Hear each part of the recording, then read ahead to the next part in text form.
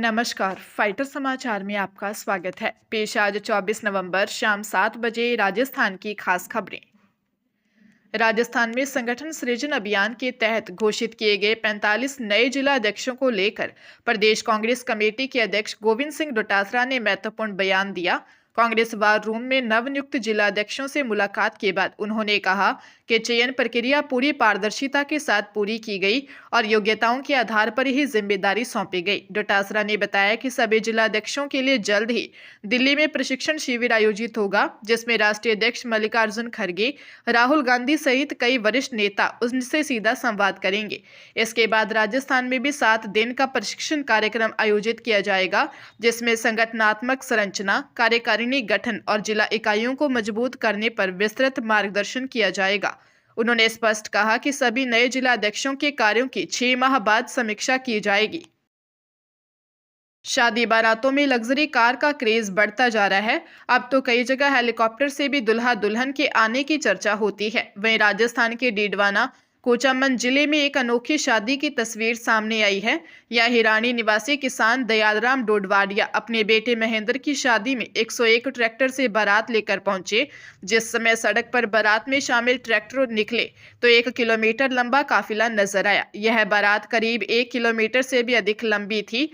जगह जगह लोग बारात को रुक कर देखते रहे, वीडियो बनाते रहे। बारात की सबसे खास बात रही कि दुल्हा महेंद्र खुद सजे धजे ट्रैक्टर पर सवार होकर काफिले में सबसे आगे चला। बारात करीब 11 किलोमीटर का सफर तय करते हुए भैरूपुरा गांव पहुंची। दुल्हन सुमन के घर पहुंचते ही लोग इस ऐतिहासिक और अनोखी बारात को देखने उमड़ पड़े। हर कोई हैरान था कि इतनी लंबी ट्रैक्टर बारात शायद उन्होंने पहली बार देखी।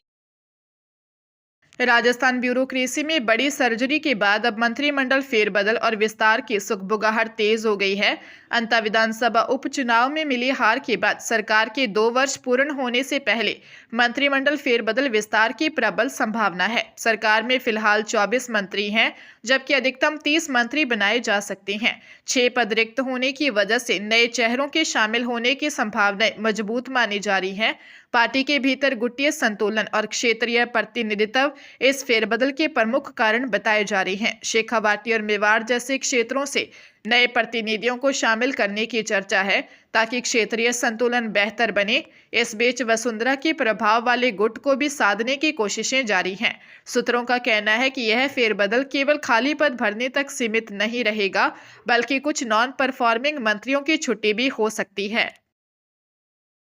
सीकर पुलिस ने सदर थाना क्षेत्र के एक व्यापारी को व्हाट्सएप पर वॉइस मैसेज भेजकर फिरौती मांगने और जान से मारने की धमकी देने के मामले में बड़ी सफलता हासिल की है।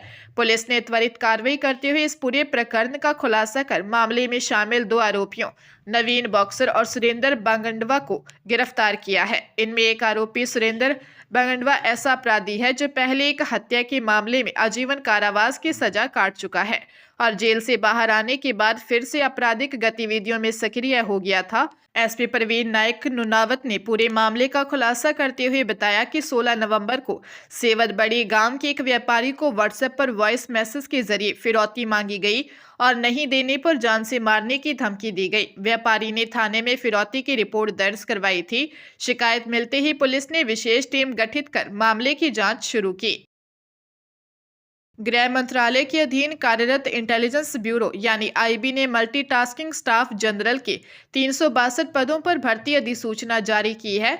ऑनलाइन आवेदन प्रक्रिया शुरू हो चुकी है। इच्छुक उम्मीदवार मंत्रालय की वेबसाइट mha.gov.in पर 14 दिसंबर तक आवेदन कर सकते हैं। चयन प्रक्रिया लिखित परीक्षा के माध्यम से होगी। उम्मीदवार किसी मान्यता प्राप्त बोर्ड से 10वीं पास होना चाहिए। आयु सीमा 18 से 25 वर्ष निर्धारित की गई है, जिसकी गणना 14 दिसंबर के आधार पर की जाएगी। ओबीसी उम्मीदवार को अधिकतम 3 वर्ष, SC/ST उम्मीदवार को अधिकतम 5 वर्ष की आयु सीमा में छूट दी जाएगी। चयनितों को अलग अलग राज्यों में पोस्टिंग दी जाएगी। हरियाणा के सोनीपत में साइबर क्राइम के कई मामलों की जांच करते हुए पुलिस ने 6 साइबर अपराध के मामलों को सुलझा दिया है। इस बड़ी कार्रवाई के दौरान पुलिस ने 11 साइबर अपराधियों को गिरफ्तार किया है और उनके पास से कुल 11,74,000 रुपये की नकदी और ठगी गई राशि बरामद की है। पुलिस प्रवक्ता ने बताया कि गिरफ्तार किए गए आरोपी जुनैद उत्तर प्रदेश, गुंजन सिंह पंजाब, आरोपी राजेश यादव पंकज व करण निवासी राजस्थान, दीपेश व मित्तुल घनश्याम भाई गुजरात और मनीष हरियाणा के निवासी हैं। पुलिस ने इन आरोपियों के विभिन्न बैंक खातों में जमा 4,12,000 रुपए की राशि को भी तत्काल फ्रीज कर दिया है। यह कदम आगे होने वाली संभावित ठगी को रोकने में सहायक साबित हुआ है। कांग्रेस प्रदेश अध्यक्ष गोविंद सिंह डोटासरा ने कहा, राज्य में सरकार कौन चला रहा है यह नहीं पता चल रहा। सभी एक दूसरे का पत्ता काटने की बात करी है। मुझे लग रहा है कि ब्यूरोक्रेसी ही मिलकर मुख्यमंत्री का पत्ता नहीं काट दे। मुझे लग रहा है जैसे पत्ते कट रहे उनमें भरतपुर वालों का नंबर नहीं आ जाए। पीएम नरेंद्र मोदी के गमछा डांस पर डोटासरा ने कहा, पीएम मोदी मेरी कॉपी पेस्ट कर रही हैं, मगर वो बात नहीं है, दम नहीं है, उनका हाथ हिल नहीं रहा और गमछा भी जवाब दे गया। यह सिर्फ डोटासरा का ही काम है। उन्होंने गृह राज्य मंत्री जवाहर सिंह बेडम पर निशाना साधा। उन्होंने कहा, पुलिस पिट रही है, अपराधी खुलेआम घूम रहे हैं, गुंडे फिरौती ले रहे हैं, कुचामन और जयपुर में मर्डर हो रहे हैं, अपराधी खुलेआम धमकियां दे रहे हैं, कोई पूछने वाला नहीं है, यह खुद अपनी जान बचाकर घूम रहे हैं। जवाहर सिंह बेडम एक सिपाही का भी ट्रांसफर नहीं कर सकते। डोटासरा एक शादी में शामिल होने के लिए भरतपुर पहुंचे थे। जयपुर दक्षिण के कोटखावदा थाना क्षेत्र में पुलिस पर हमला करने के आरोप में 6 महिलाओं सहित 9 लोगों को गिरफ्तार किया गया है। पुलिस उपायुक्त दक्षिण राजश्री राज ने बताया कि बस्सी थाना पुलिस वांछित अपराधी जितेंद्र कुमार को पकड़ने के लिए उसके गांव काशीपुरा स्थित मकान पर पहुंची थी। जितेंद्र तलाई वाली ढाणी ग्राम काशीपुरा थाना कोटखावदा का रहने वाला है। पुलिस टीम ने जितेंद्र को घर से बाहर से आवाज देकर दस्तयाब किया। इस दौरान उसके परिजन और पड़ोसी इकट्ठा हो गए और पुलिस जाब्ते के साथ धक्का मुक्की व मारपीट करने लगे। उन्होंने पुलिस कर्मियों पर पथराव भी किया और मारपीट भी की। पुलिस पर हमला करने के बाद जितेंद्र के परिजन उसे बाइक पर बिठाकर फरार हो गए। बस्सी और कोटखावदा पुलिस ने उच्च अधिकारियों को सूचना दी और अतिरिक्त जाब्ता बुलाया। मौके से घटना में लिप्त अपराधियों को हिरासत में ले लिया गया।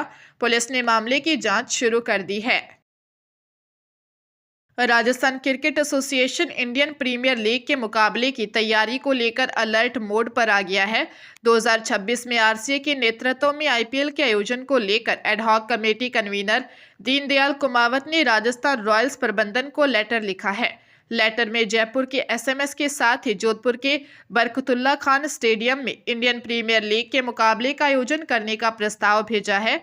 इसके साथ ही 33 जिला क्रिकेट संघ के पदाधिकारियों से भी रॉयल्स प्रबंधन को पूरी तरह सहयोग देने का भी वादा किया है। Ad hoc committee convener Deendayal Kumawat ने कहा कि राजस्थान में खेल प्रेमी इंडियन प्रीमियर लीग के मुकाबले का बेसब्री से इंतजार कर रहे हैं। ऐसे में हम चाहते हैं कि राजस्थान क्रिकेट एसोसिएशन के नेतृत्व में बेहतर ढंग से इंडियन प्रीमियर लीग के मुकाबले का आयोजन हो। इसको लेकर हमारे राजस्थान रॉयल्स प्रबंधन से बातचीत जारी है। झीलों की नगरी उदयपुर में एक बार फिर दुनिया को अपना आकर्षण दिखाते हुए बेस्ट वेडिंग डेस्टिनेशन का खिताब जीता है। उदयपुर में विश्व स्तरीय पहचान हाल ही वर्षों में कई हाई प्रोफाइल सेलिब्रिटी शादियों के कारण बढ़ी है। अभी अमेरिकी बिजनेसमैन रामराजो मेंटेना की बेटी के रॉयल वेडिंग में राष्ट्रपति डोनाल्ड ट्रंप के बेटे डोनाल्ड ट्रंप जूनियर भी शरीक होने उदयपुर आए हुए हैं। नई दिल्ली स्थित हयात रेजिडेंसी में आउटलुक ट्रैवलर अवार्ड्स 2025 की घोषणा में यह अवार्ड दिया गया। यह सम्मान सिक्किम के पर्यटन एवं नागरिक उड्डयन मंत्री टीटी भूटिया ने राजस्थान पर्यटन के एडिशनल डायरेक्टर आनंद त्रिपाठी और उदयपुर पर्यटन विभाग के संयुक्त निदेशक सुमिता सरोज को दिया। उप मुख्यमंत्री और पर्यटन मंत्री दिया कुमारी ने अवार्ड को राजस्थान के सांस्कृतिक वृद्धि का प्रतीक बताते हुए कहा कि दिलों को जोड़ने वाले समारोह की मेजबानी के लिए राजस्थान हमेशा से सर्वोत्तम रहा है। राजस्थान में अब वेडिंग, वेलनेस और एडवेंचर टूरिज्म जैसे क्षेत्रों में नई ऊंचाइयां छूने को तैयार है। पंजाब के लुधियाना जिले के माछीवाड़ा में नगर कीर्तन के दौरान चोरी की घटनाओं को अंजाम देने वाले महिलाओं के एक गिरोह को पुलिस ने गिरफ्तार कर लिया है। पुलिस ने सभी 12 महिलाओं से पूछताछ शुरू कर दी है।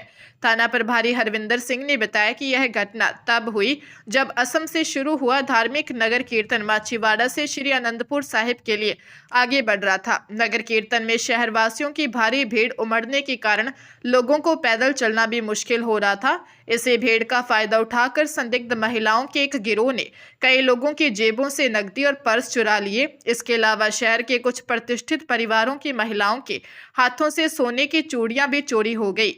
चोरी की जानकारी मिलते ही हंगामा मच गया। पुलिस ने इलाके में लगे सीसीटीवी कैमरों की फुटेज खंगाली और आरोपित महिलाओं की पहचान कर गिरोह की 12 महिलाओं को गिरफ्तार कर लिया।